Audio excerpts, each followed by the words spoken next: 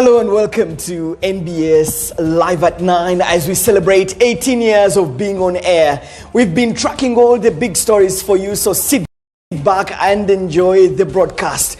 We rather start on a sad note as we mourn the lives of 14 people who died in a road accident along the Gulu-Kampala highway. It's a very unfortunate incident.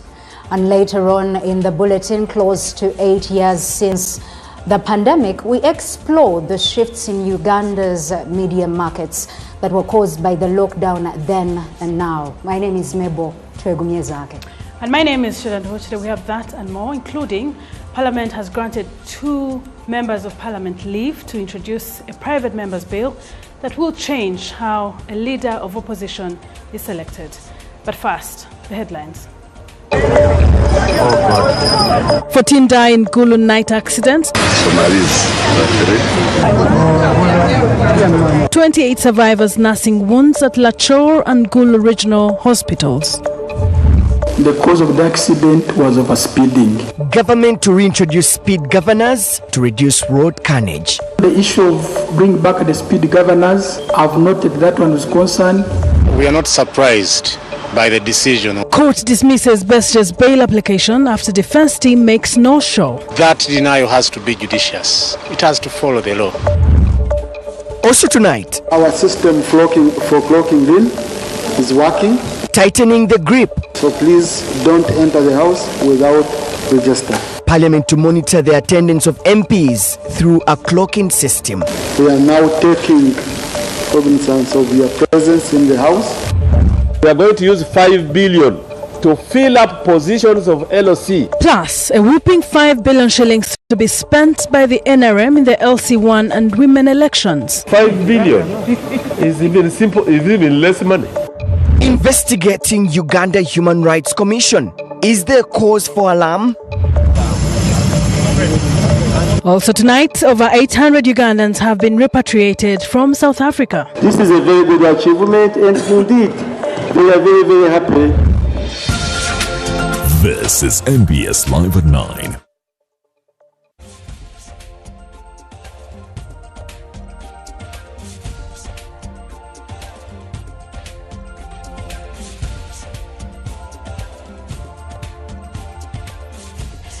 Welcome to NBS Live at 9. This is a celebration of 18 years of existence.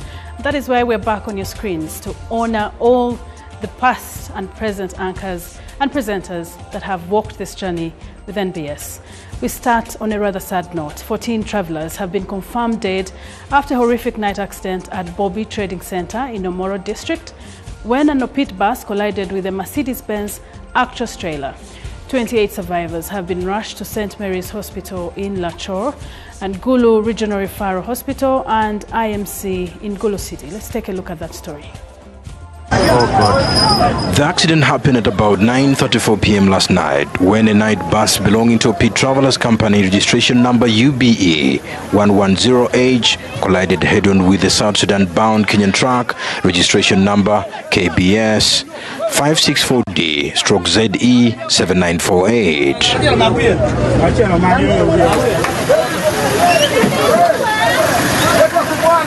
10 people died on the spot, while 4 others succumbed to severe injuries at St. Mary's Hospital, Lachor, and Gulu Regional Referral Hospital.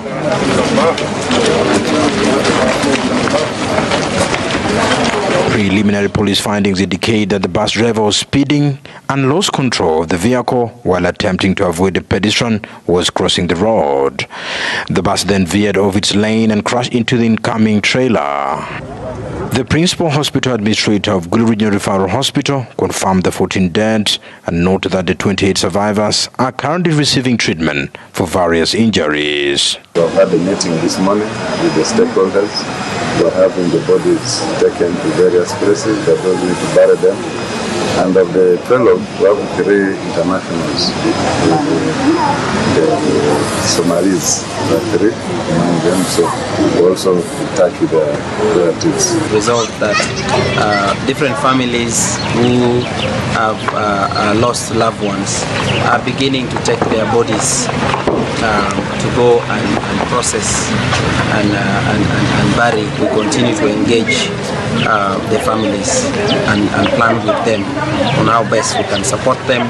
But I want to applaud the hospital management, the staff who worked tirelessly last night. Drivers are also strongly reminded to anticipate pedestrian movements within busy trading centers and to drive at a speed that allow them to stop safely in case of emergency. We urge all motorists to strictly observe speed limits, especially during night travel when visibility is reduced. Drivers are also reminded to remain vigilant, anticipate pedestrian movement in trading centers, and always drive at speeds that allow them to stop safely. That's really sad. Well, we'll later on speak with Mr. Labeja Julius, who is the Gulu City Mayor, to bring us up to speed with what is happening, the latest on that story. So just keep it NBS Live at 9. But relatedly, the Minister of Works and Transport, Fred Byamukama, has informed Parliament that the government is considering reinstating the mandatory use of speed governors in all vehicles as part of the efforts to reduce the increasing number of road accidents that have claimed the lives of many people, including school children. Now, this follows a fatal accident at Bobby Trading Center along the Kampala-Gulu Highway, which claimed 14 lives, while 28 announcing serious injuries. On the issue of the road sign on the road, we mentioned it even in the last Parliament, that you're working out on the plan. The road signs we have, they are so attractive, more especially they are metallic. The ones we put, they are so attractive to our people. We're working on the plan to bring the ones which are not attractive so that they can last long on the road. Most of them we use the poles, and where we put the signs, they take them, they save them in terms of scrap. You arrest people, tomorrow they come back. But we're working out a plan where we can have those ones which are not attractive, which can last longer. And we remain committed, we shall do that. Then the issue of bring back the speed governors, I've noted that one was concerned. We're going to go back and see to our people with how best we can bring it up.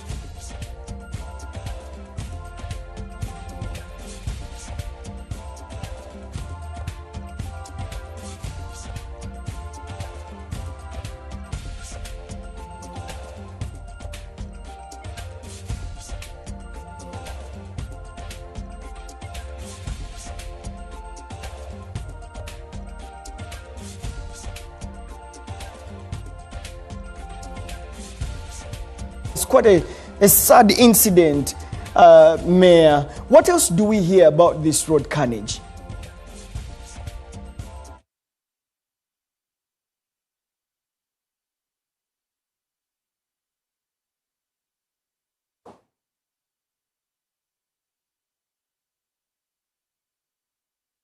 Mayor, if you can hear us, we just thought you could give us the latest on this road carnage, Mayor. So much, Solomon, in the studios. As of this evening, we could confirm that the death toll rose to 15, with one additional casualty succumbing to his injuries. And we also have 24 casualties and victims still in hospital undergoing critical care. But as far as we are concerned, 10 people lost their lives on the spot, and we managed to support the different families to move their dear ones to go on with the processes of burial in their various locations. Among the deceased were three Kenyans, and they are, but not Kenyans, but Somalians, who were drivers of the trucks, and their families and relatives were able to claim their remains and process them to be moved out of Gulu City. Let me just ask you, Lord Mayor, you usually use this road, the Gulu Kampala highway, often. What could be the problem? Do we have, blind spots? Is it overspeeding? And what can be done to reduce these rampant accidents along the Gulu Kampala highway? Solomon, I think it's a combination of considerations here. Before we discuss the nature of the road, we should also consider the road signs. But as you consider road signs, you want to put into consideration observance and adherence to road rules. And this comes back to the driver. Are they adhering to the road rules? Because there's a lot of recklessness and a lot of indiscipline, in my perspective, of different road users and drivers, particularly in the country, all over. And this is something that we see not just on the Gulu Highway, but even just driving within cities here and there. You see that there is a lot of indiscipline of drivers. So for me, I think that besides thinking about the road signs, we need to focus also on a lot of trainings on road rules. But also, when you come to our court system, are our judgments really punitive enough for certain situations such as recklessness of a driver? Because I think that could also offer deterrence for many drivers and consideration as they use our roads. I think enforcement plays a critical role. Do we have enough traffic officers, most especially in the night, in critical places? So for me, I really think it's a combination of factors. But of course, it depends on what our focus is on. But I think that it's the entire continuum comes back to even the drivers and their qualifications and their experiences. So enforcement really in ensuring that we have upright drivers plowing our roads, I think would go a long way to saving lives. Let me just interrupt you a little bit because we really fast spent, but I thought I would pick your mind on the Minister of Transport is coming out to say they're going to reintroduce speed governors. I mean, with the indiscipline that you've talked about of the drivers, can the speed governors be the silver bullet? I do believe that to some extent it does play a role, particularly in regulating speed of our drivers. But again, accidents are not just a speed issue. A vehicle condition could also cause accidents. So I think that in my perspective, yes, we need to bring in place all these facets that help to reduce road accidents and carnage on our roads. But definitely speed governors will help in many ways alongside certain other features on our roads, like humps on the roads, especially as you approach junctions and centers, main busy centers of our roads. Ladi Julius Labeja, thank you very much for speaking with us, and we really send our heartfelt condolences to the families that have lost their loved ones. Thank you very much. All right, and a special thank you to all the medics at Lacho Hospital, at Gulu Referral Hospital, and the different hospitals in Gulu that are handling this crisis. So we really appreciate your efforts to support all those that have been injured. Let's move on now. The Ministry of Foreign Affairs has told Parliament that 880 Ugandans have so far been safely repatriated from South Africa, with another 250 expected to arrive in the country this evening. The evacuation follows ongoing xenophobic attacks that targeted foreign nationals in parts of South Africa. And the ministry also added that Ugandans can still officially travel to the country, warning that the attacks are reportedly targeted individuals living in the country illegally. While appearing before Parliament, government revealed that 880 Ugandans have so far been repatriated from South Africa, with another 250 expected to arrive this evening as part of the ongoing evacuation efforts following xenophobic attacks. The next phase of the emergency airlift includes one additional flight expected today, Wednesday, 8th July 2026, at 6 p.m. They expected to carry an additional 250 evacuees. Acting Minister for Foreign Affairs Haruna Kasolo presented a ministerial statement on the safety of Ugandans in South Africa and government's plan to evacuate those affected. Kasolo condemned the attacks, noting that 3 Ugandans lost their lives.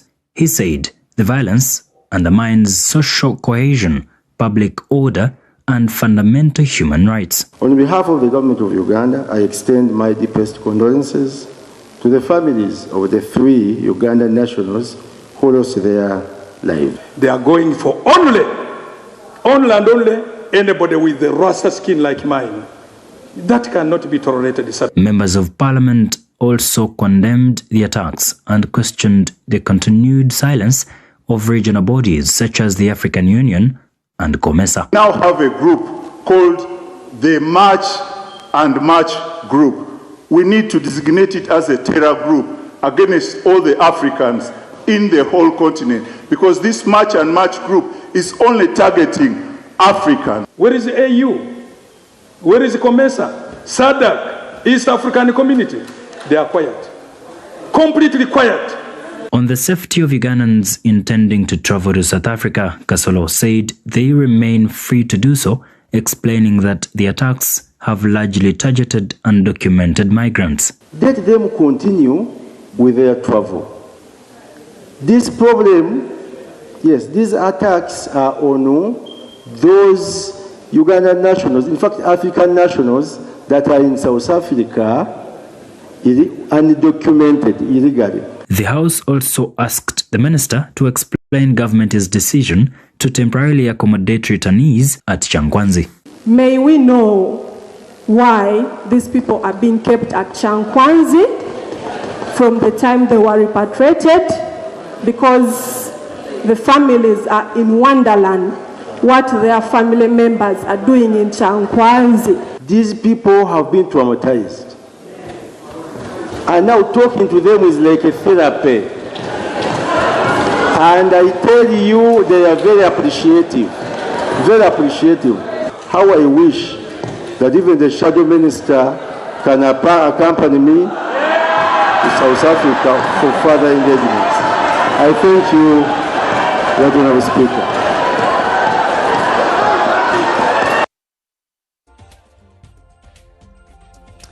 Still in Parliament, the Deputy Speaker, Thomas Taiwa, has directed all legislators to ensure they attend plenary sittings, warning that failure to attend 15 consecutive sittings could lead to losing their seats. Chairing the Wednesday parliamentary sitting, Taiwa reminded members the rules of procedure that provide for both physical and virtual attendance, emphasizing that those that cannot attend physically, the rules provide for the virtual attendance. Our system for clocking in is working. We are now taking cognizance of your presence in the house. So please don't enter the house without registering. The systems are on the door, and you know the repercussions of missing the house for 15 times without the permission of the presiding officer. So please, Honorable Zake wants to hear it properly, that if you miss a house 15 times, you risk losing your seat. if you do it without the permission of the presiding officer. Now, those who are not able to come here physically, our rules provide for virtual attendance of the House. So, and once you attend virtually, whoever attends virtually, we record. Okay, we put it in the records of Parliament. So, if you're not able to attend here, please attend virtually. And the rules that apply to physical attendance apply to virtual attendance. In another of the day's big stories, still in Parliament, the House has granted leave to Buyaga West Member of Parliament Dennis Namara and Chibanda North Member of Parliament Linus Ngompek to introduce the Administration of Parliament Amendment Bill, a private member's bill seeking to change how the leader of opposition is selected. The proposed legislation would allow all opposition political parties represented in Parliament to participate in electing the leader of opposition instead of leaving the decision to a single political party. The proposal sparked mixed reactions from the opposition NRM and independent legislators. Moving the motion, Namara and Ngompek argued that the changes would strengthen democracy, equity and accountability within the opposition, saying the office of the leader of opposition should be subject to broader consultation and oversight. The proposal, which had previously circulated on social media as speculation, was formally tabled before Parliament, where it drew divided opinions, with some opposition and independent MPs supporting the move while others opposed it.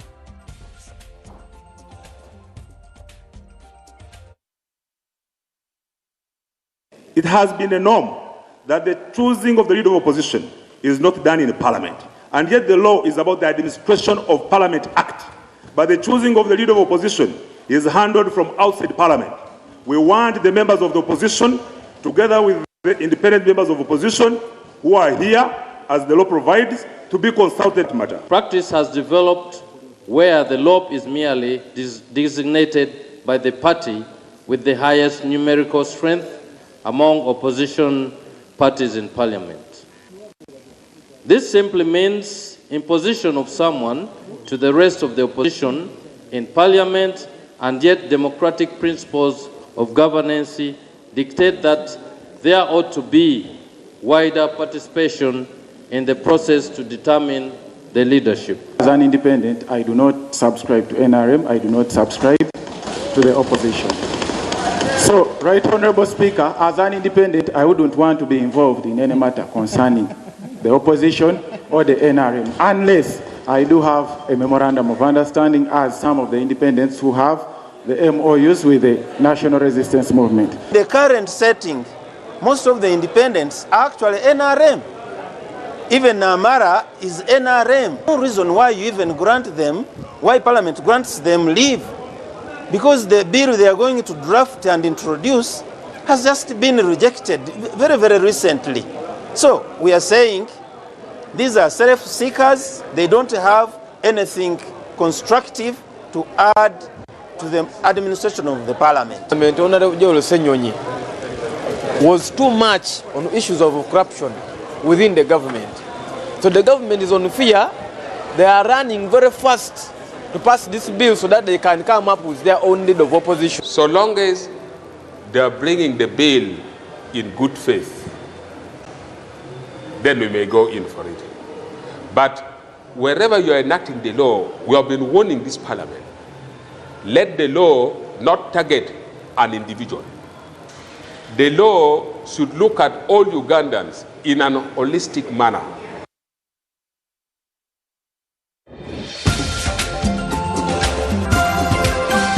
Feedback brought to you by. In business, you need advice, solutions, and sector expertise when it matters. Your new office space looks great. What's next? We get it. Absa Business Banking.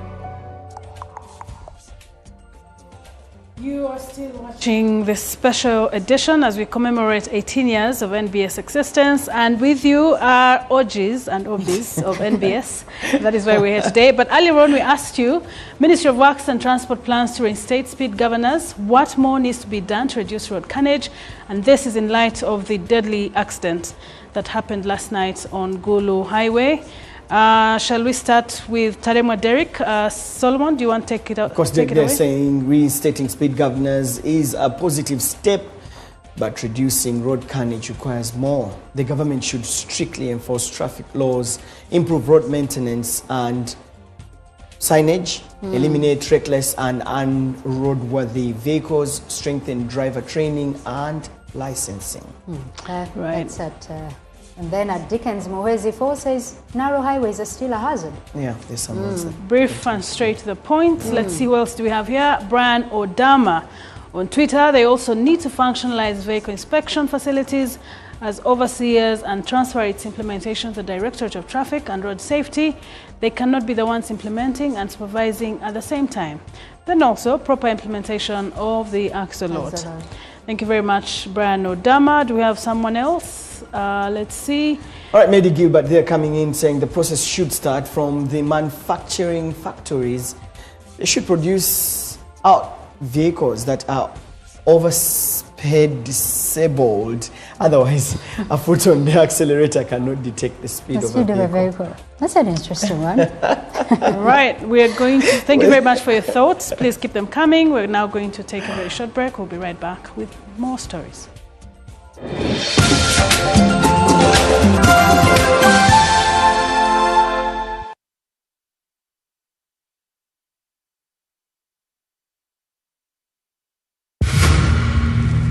They share an office. Some work in the day, some at night. What they have in common: focus, dedication. That's what makes them champions. They also share something else: the reward of being one. The official beer of the FIFA World Cup 2026. Not for persons under the age of 18. Drink responsibly.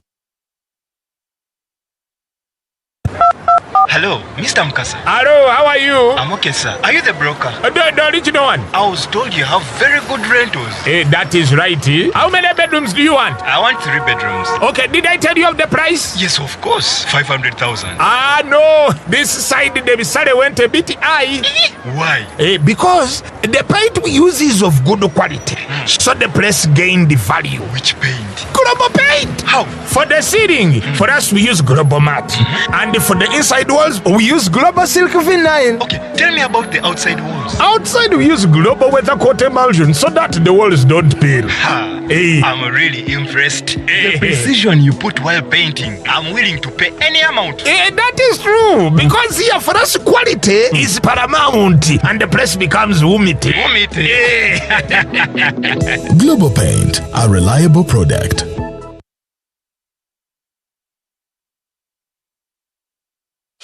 Carrying cash can be stressful. The I&M Bank multi-currency prepaid card makes paying smart and simple. Load and spend confidently in 9 currencies: Ugandan shilling, Kenyan shilling, Tanzanian shilling, Rwandan franc, Indian rupees, United States dollar, British pound, euro, and South African rand. Enjoy safe, simple payments wherever you go. The I&M Bank multi-currency prepaid card is open to everyone, whether you have an I&M Bank account or not. Get yours today and pay confidently worldwide in 9 currencies. I&M Bank Uganda Limited is regulated by Bank of Uganda. Customer deposits are protected by the Deposit Protection Fund up to 10 million shillings. Terms and conditions apply. I&M Bank, on your side. Uganda's economic future is being shaped now. Get the insights, connections, and policy perspectives you need to stay ahead. Join leading professionals, business leaders, and policymakers at the 14th CPA Economic Forum under the theme, Powering Uganda's $500 billion Future. Join us from the 15th to the 17th of July, 2026 at the Imperial Resort Beach Hotel, Entebbe, or attend online. Register now at www.icpau.co.ug. The 14th CPA Economic Forum. Be a part of the conversation shaping Uganda's future. If whiskey could talk, Johnny Walker Black Label would sing. With notes that only come with 12 years in a barrel. Sweet, smooth toffee, rich fruit, and a touch of smoke. Tastes as good as it sounds.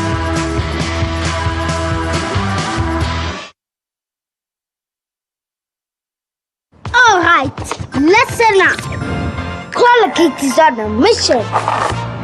It's kind of a big thing. Colgate Herbal uses traditional nature's herbs and combines it with Colgate Science for healthy gums and strong teeth. Colgate Charcoal Gentle Clean cleans and polishes teeth for a whiter smile and a naturally fresh and clean mouth. Choose natural. Choose Colgate Charcoal.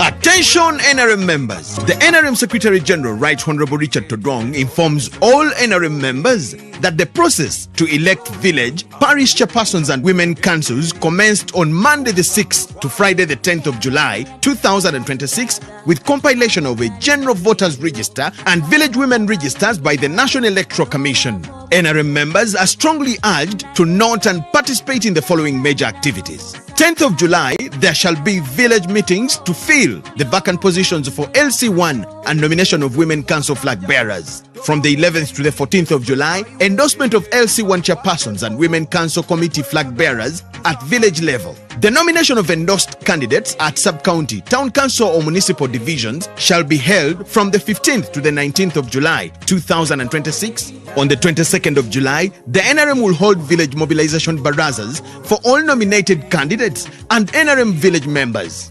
Then, 23rd July 2026 will be the voting day for the 5 women committee members by lining up, while voting for village chairpersons will be held on Tuesday, the 28th of July 2026.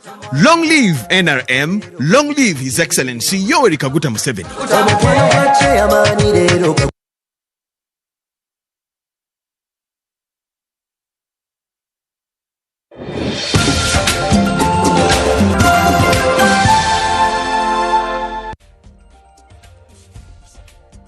Welcome once again. This is NBS Live at 9 from the Political Command Center. Let's go back to one of our top stories because the High Court has dismissed a bail application filed by former presidential candidate Dr. Kizza Besigye and his co-accused Hajobed Lutale after they refused to proceed with the hearing in the absence of their preferred lead counsel. Presiding Judge Emmanuel Baguma threw out the application for warrant of prosecution, condemning the move by the applicants and their legal team failing to turn up for the hearing as an abuse of court processes and an act of dishonesty. Watch. In a ruling delivered through the Electronic Court Case Management Information System, High Court Judge Emmanuel Baguma dismissed the bail application filed by Dr. Kizza Besigye and Hajobed Lutale. The judge ruled that the defense failed in its duty after declining to proceed with the hearing on July 3rd, despite the application having been scheduled by consent in the 2025 criminal case. The judge said the decision was intended to prevent abuse of court process and discourage delays disguised as demands for fair trial. The applicants declined to proceed, citing the absence of lead counsel. However, Justice Baguma overruled the objection, noting that the application had been filed by 13 law firms comprising about 50 lawyers, making the absence of one or two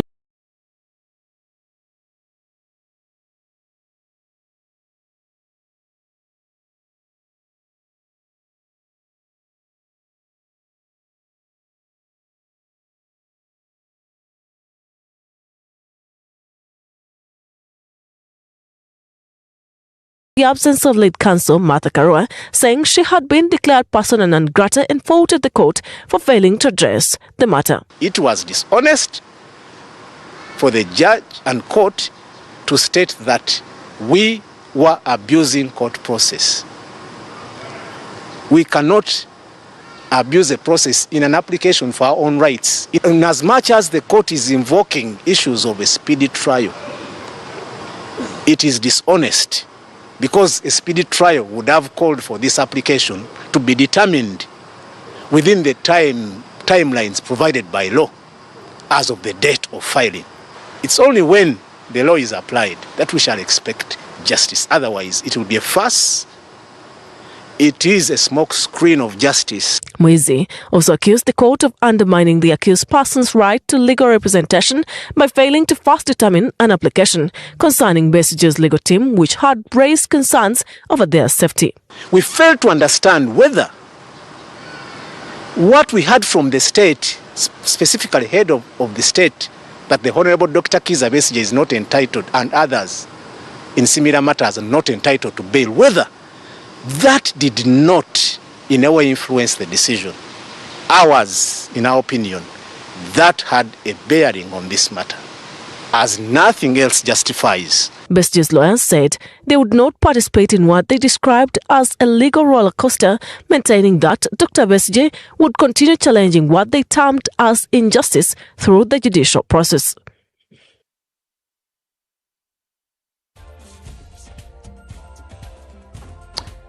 Now, the National Resistance Movement, NRM, has earmarked 5 billion Uganda shillings to facilitate the party's preparations for the upcoming Local Council 1 and Women Council elections.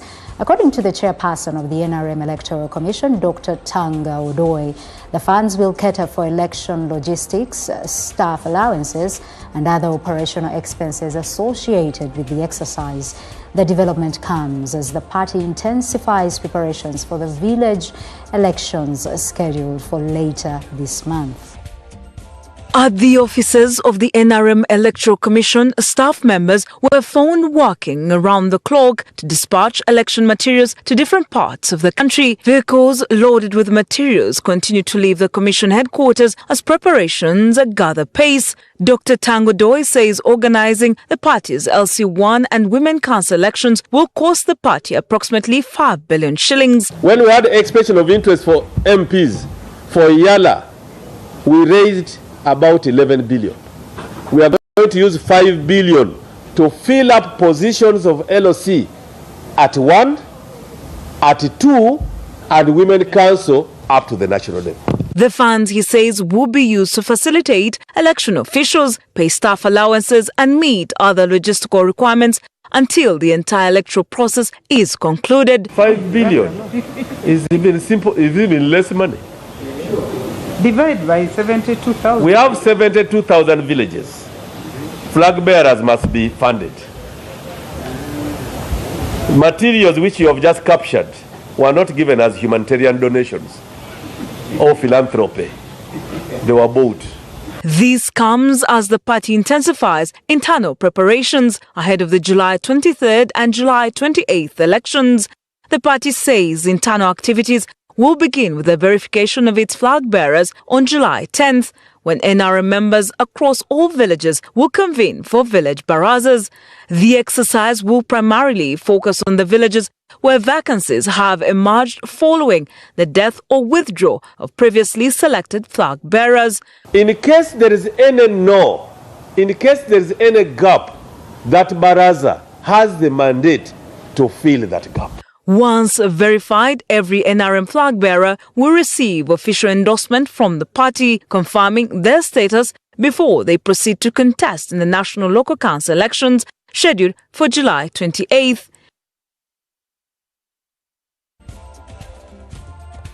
You are still watching NBS Live at 9. Now, the head of the State House Investors Protection Unit, Colonel Edith Nakalema, has urged parents, especially fathers, to take an active role in raising their children, saying their presence and guidance are crucial in shaping responsible future generations. Colonel Nakalema made the call while launching her book titled My Father and I, a tribute to the life and legacy of her late father, Reverend Eliasaph Serada, whose values of faith, discipline, and intentional parenting profoundly influenced her life.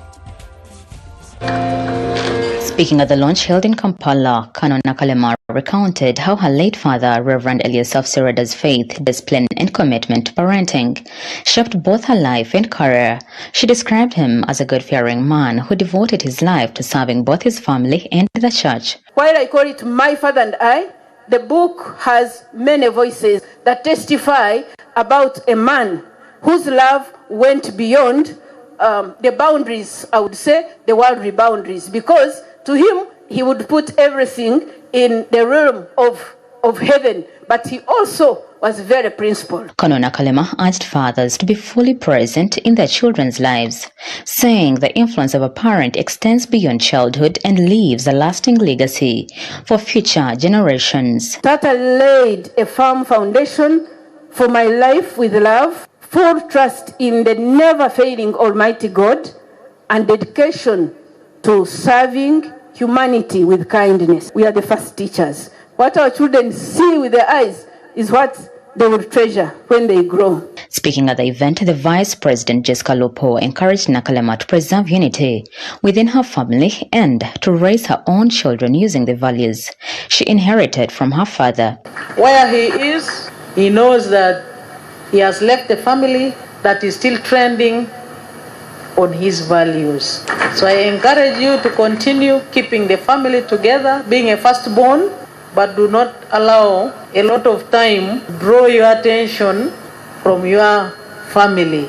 Other speakers, including former Archbishop Henry Lukorambi, Archbishop Stephen Kazimba Mgalu, and General Henry Tumukunde, called on parents to teach their children to fear God, nurture them with strong values, and leave behind a legacy worthy of remembrance. We are parents, and I just wonder whether our children can remember us very well.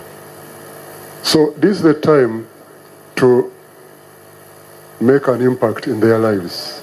Teach your children to listen to elders, because elders know far much more than the children. Find it in your heart to teach your children to fear God, because the fear of the Lord is a beginning of wisdom. It's good to give hope to children, and it's good hope to give hope to the world. This book demonstrates that a father's greatest inheritance is rarely their wealth or their status, but that presence, that moral example, that faith, that discipline.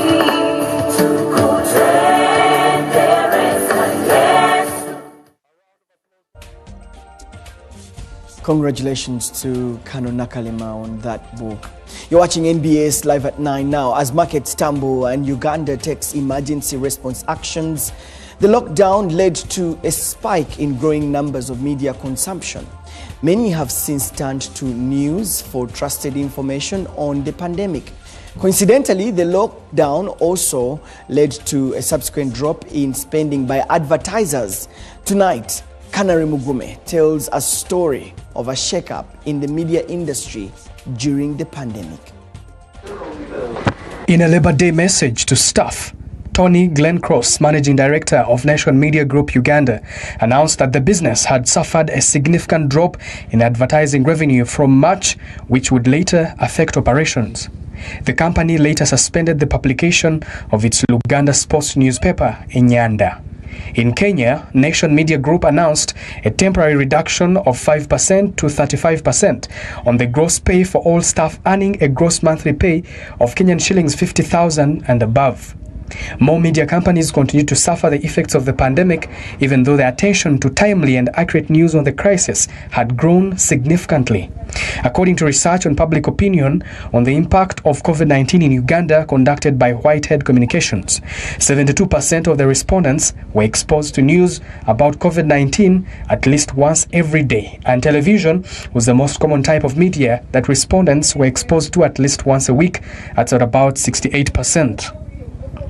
It was a moment where viewership had grown, but media companies were struggling to keep afloat. Spending revenue from advertisers had dropped. The challenge was to stay alive and not be swallowed by the pandemic. Because the staff were not prepared, the reporters were not prepared. It's the first time they were covering a pandemic of this magnitude. Without any doubt that the media has done a very, very good job. And you can criticize the media in whatever way you want, but no one was prepared for this. So clearly, if you look at what stories have been done so far, you can see that they've covered each and every area. To reduce risks for infections, newsrooms had been dried up. But as you can see now, it's a ghost newsroom. There is virtually no one because of the lockdown. We split the team into two teams so that we allow social distancing to happen inside of the newsroom. So we created 4 working days for everyone. People come and work 4 work days, they leave, then the other people come and work 4 days. As the audience turned to media for information, media was using the thinnest resources to satisfy this need. Advertisers, first of all, were uncertain about whether COVID-19 would subside in the earliest days possible. No one knew when the curve will go down, because that has been the discussion. So because of the restrictions which we had initially, transporting people was a huge burden. Being able to pick up many different people from many different places and have them here in time for the news operation was going to be just a headache. President Yoweri Museveni's speeches were one of the highly broadcasted programs. For more than 18 times, the president turned to a struggling media to put out a message of caution and hope across the population.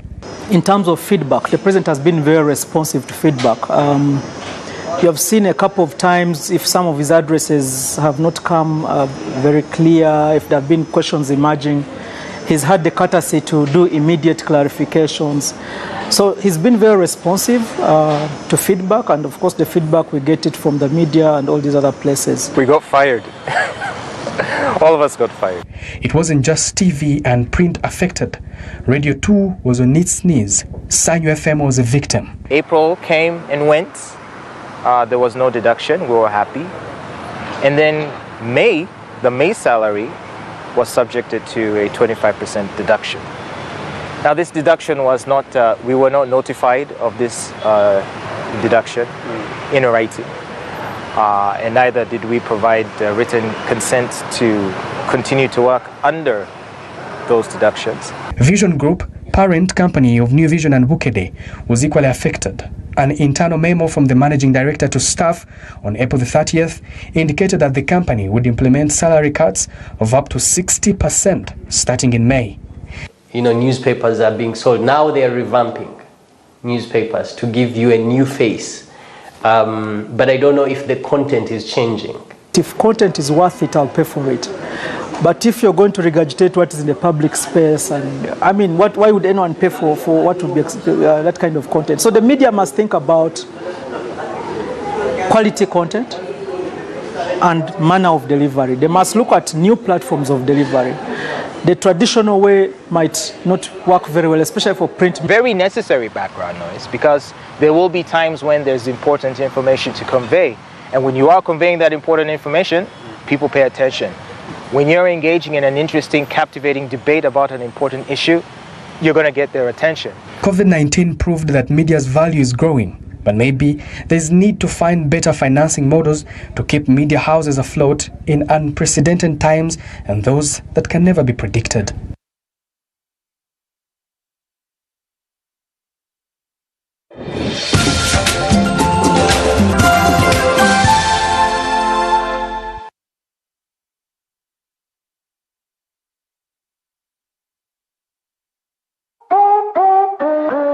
Start something new, something uplifting, something so effortless and golden.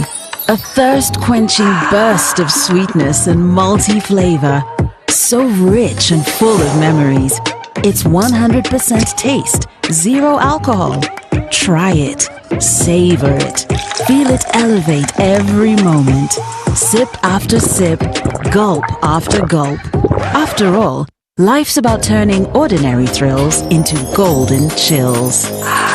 Start something malty with the new Evervest Malt Apple and Pineapple. Try the burst of sweetness and malty flavor. It's 100% taste, zero alcohol. Available in a shop or supermarket near you. Evervest Malt. Make every moment golden. Evervest Malt is from the makers of PepsiCo.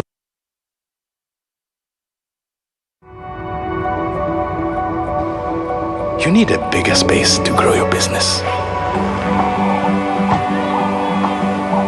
You need to be ready for any season. We need to stop here before we roll. You need faster checkouts for these busy days. In business, you need advice, solutions, and sector expertise when it matters. Your new office space looks great. What's next? We get it. Absa Business Banking.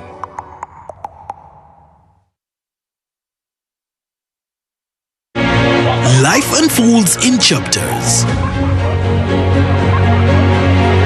Through many of these chapters, Jubilee has been present.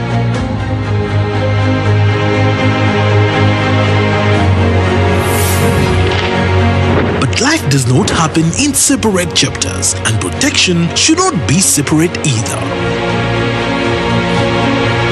Two journeys have become one. Jubilee Life and Jubilee Health are now one.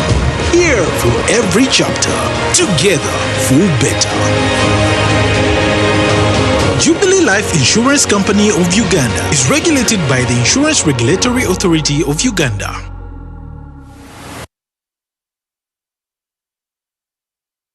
You will always know when you're in the presence of the finest. It's like time slows down, just enough for you to feel everything in full flavor. Tusker Malt Lager. Alcohol is not for certain persons under 18. Please drink responsibly. Why pay for someone else's repairs? Say goodbye to hidden costs and hello to peace of mind of a brand new start. Discover the Suzuki range of unmatched, fuel-efficient and reliable options. From the iconic Jimny to the new Across Hybrid. Find the perfect blend of style and world-class efficiency. Upgrade today and enjoy 1 year of free fuel and comprehensive insurance, plus 2 years of free service and a 3-year warranty. Trade in your current car or choose financing to start driving as you pay installments. Don't wait. Visit the Suzuki showroom today or call 0800-211-033 to get started.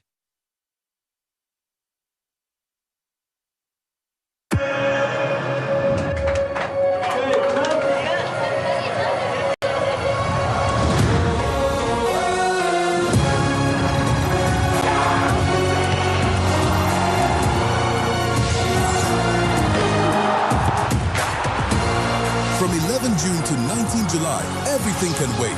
The FIFA World Cup 2026. Catch all 104 matches on 4 dedicated channels, live on SuperSport, only on DSTV. The problem is the foundation. Do you know the kind of cement I'm using in this foundation? I guarantee you even my grandchildren will come and find this house. You buy your buy today and get the job done. Strong, reliable, available at hardware shops countrywide. Experience the ultimate in bathing luxury with Lanzo Luxury Bathing Soap. Choose from a variety of refreshing types, including menthol, antibacterial, ice cool, blueberry, coconut, and raspberry. Each one promises an upper-world, refreshing feel that redefines your experience with bathing. Lanzo Luxury Bathing Soap, the ultimate refreshing feel. Distributed by Chopper General Enterprises, located at shop number 3, Rafik Building, Chikuba, Kampala. You can find Lanzo Luxury Bathing Soap in shops and supermarkets nearby.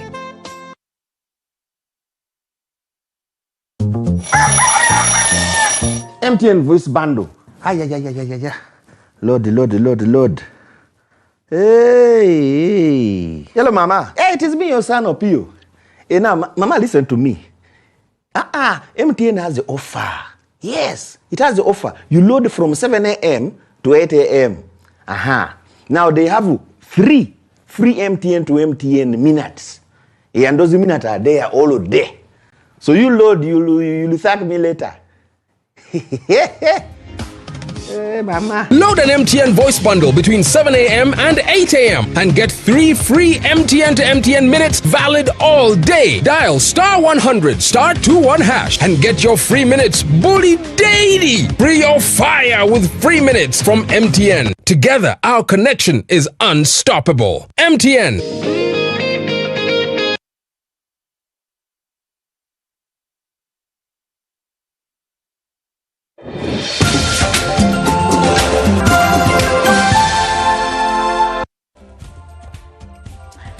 Welcome back. You are watching a special edition of NBS Live at 9, where we're celebrating 18 years of existence. That is why you're seeing us on your screens. Now, analysts and political pundits have called for a change in the criteria for appointment of commissioners to the Uganda Human Rights Commission, arguing that the rights body has struggled to effectively execute its mandate due to a lack of independence and a limited mandate. They argue that the recent spat among its leaders points to a body that is out of its depth while grappling with its own internal power struggles. The Deputy Speaker of Parliament directed the Legal and Parliamentary Affairs Committee to investigate what appears to be a power struggle at the Uganda Human Rights Commission.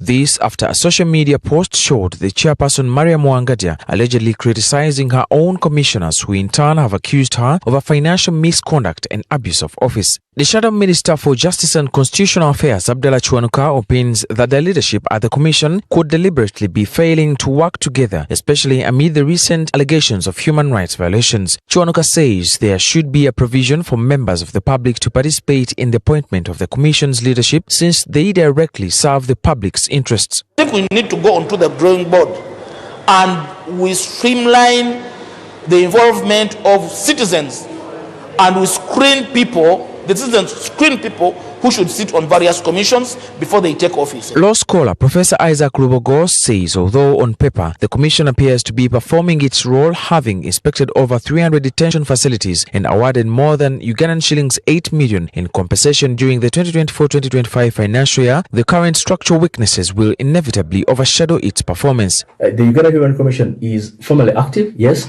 but functionally constrained. It is doing the work it's mandated to do, but not at a scale or even speed or authoritative weight required to meaningfully check abuses in the current political climate. The Uganda Law Society, through its General Secretary Babu Salih, say that although the Commission admittedly faces funding gaps, it should henceforth involve other stakeholders in the justice, law and order sector in its operations. When they are giving awards, the awards are slapped on the individual perpetrators and not on the Attorney General, so that it is the taxpayer to suffer.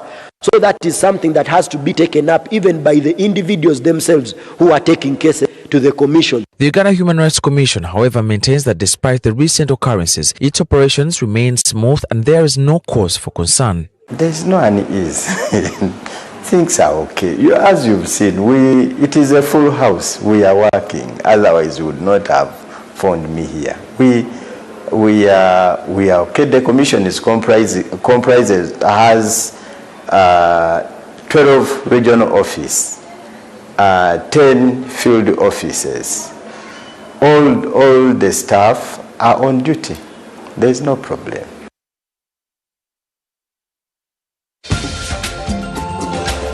Business Pulse, brought to you by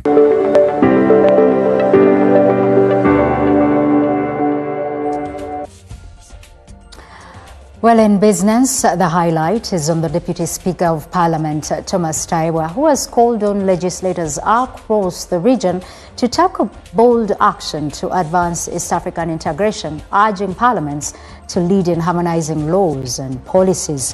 Opening the inaugural East African Community Parliamentary Week, he also called for stronger collaboration between the East African Legislative Assembly and national parliaments. While at the event, the Internal Affairs Minister, Professor Ephraim Kamuntu, said regional integration must deliver tangible benefits to citizens. So I think it's a clarion call from the elders to say, you, the young generation, please, come we guide you when we are still here. Come we support you. Come join this important crusade. We achieve the integration of the region. So I do hope that honorable colleagues, with your attendance and the effort you've put in, we are going to see you supporting more of the integration agenda, making it more known to your people, and with that, we shall have moved a step ahead. But also, we are going to support as an institution, as the leadership of the institution, we are going to support this through continuous support to PEACA, and also by giving more support to our members of the East African Legislative Assembly and integrating them more into our programs. So I really want to thank our President, His Excellency Yoweri Museveni, for championing this. And I think the biggest reward we can give him, me, when I look into his face these days, I believe the biggest reward we can give him, our parliament, is by coordinating with other parliaments in the region and push for full integration of our region. Now let's turn your attention to the country's electricity sector, which has recorded significant growth over the past 2 decades, with installed generation capacity now standing at 2,098 megawatts and electricity access increasing to 62% across the country. However, the government says the focus must now shift from simply generating more power to ensuring electricity drives industrialization, creates jobs and supports economic transformation. The Minister of State for Energy and Mineral Development, Okasai Opolot, says Uganda must leverage emerging technologies and investments to build a reliable, productive and globally competitive energy sector.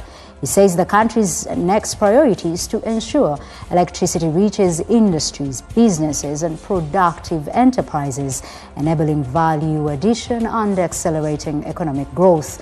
The minister made the remarks ahead of the Power and Electric International Expo Forum 2026, which will bring together government leaders, investors, manufacturers, technology innovators and development partners from around the world. The 3-day exhibition is expected to showcase the latest innovations in artificial intelligence, smart grids, battery storage, digital metering and renewable energy technologies as Uganda seeks to attract investment and position energy as a key driver of sustainable development and industrial transformation. This event comes at a defining moment in our country's development agenda, in line with our Vision 2040, the 4th National Development Plan, and the national ambition of achieving a tenfold economic growth by 2024. Uganda electricity sector has recorded significant progress over years. Installed capacity has grown to 2,098 megawatts, supported by the recent commissioning of the Karuma hydropower project and Nyaga 3 hydropower plant in West Nile. Electricity access has reached 62%, comprising of 24.05% on grid, 38% on off-grid, with more than 2.75 million electricity connections all over the country.